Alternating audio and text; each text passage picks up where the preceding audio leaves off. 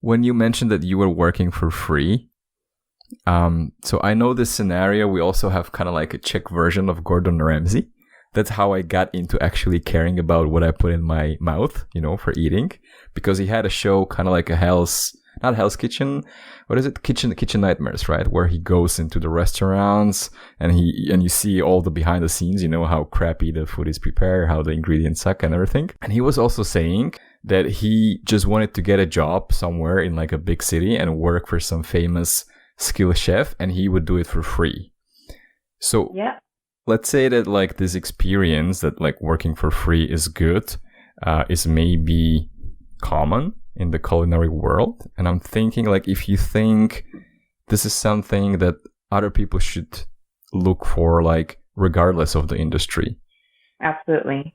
I mean, I learned so much working for free. It wasn't really working for free. I was getting an education while I was working for free. So that's how I flipped it. I mean, I was not working. Education for free. Mm-hmm. Yeah, basically, right?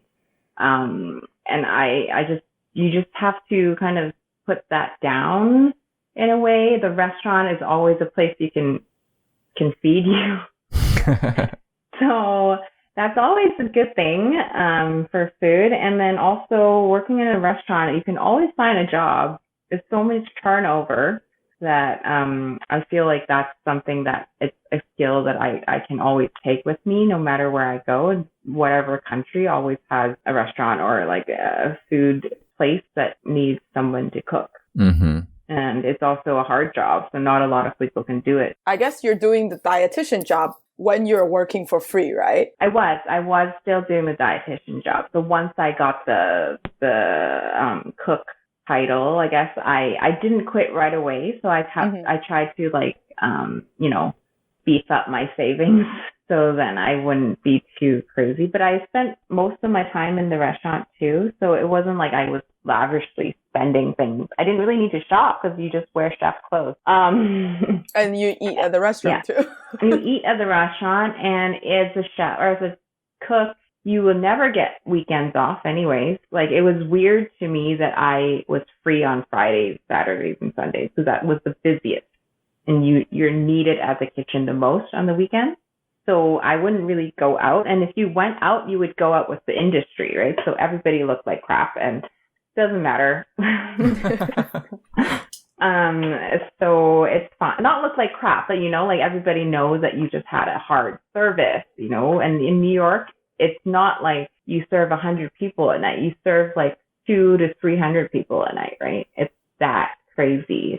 And you just kind of feel really to go out. So during that time, I had a reality check, because the friends that I had that I used to hang out with when I had like a regular 9 to 5 were very distant from me, because I wanted to hang out with them, but every time I hung out with them, I would like be really tired, and I sometimes actually fell asleep during dinner because I was so tired, because I was working like crazy. I told you I was masochistic when I was in the restaurant, because I wanted to learn as quickly as I could. So when I worked in that hotel, like that, it's a hotel restaurant. So they had breakfast, lunch, they had food every hour, every day, right? So I wanted to learn from the bread chef. So he started work at 5, and I learned how to make bread. He was a Jewish baker, and, I learned a lot about Jewish baking. So I would wake up and go to work at 5, and then I would work with him to make bread until, I guess 11ish. And then I would start cooking for lunch.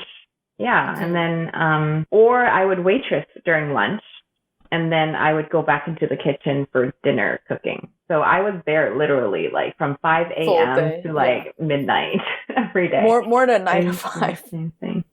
Yeah, just because I wanted to learn everything about it. And because I knew eventually I wanted my own business. So, I mean, I was still young, I was still able, so like I just kind of didn't give a crap of my time that I spent there.